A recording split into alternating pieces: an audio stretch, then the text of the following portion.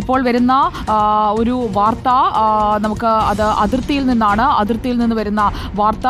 ഇപ്പോൾ നമ്മുടെ ഒരു ജവാന് വീരമൃത്യു സംഭവിച്ചിരിക്കുന്നു. മുരളി നായിക് എന്ന ജവാനാണ് വീരമൃത്യു സംഭവിച്ചിരിക്കുന്നത്. സത്യസായി ഡിസ്ട്രിക്റ്റിൽ ആണ് പാകിസ്ഥാൻ വെടിവെപ്പിൽ കൊല്ലപ്പെട്ടിരിക്കുന്നത്. വിനിത വേണു, ജവാൻ മുരളി നായിക്കിന് വീരമൃത്യു എന്ന വിവരമാണ് വരുന്നത്. സ്ഥിരീകരിച്ചോ?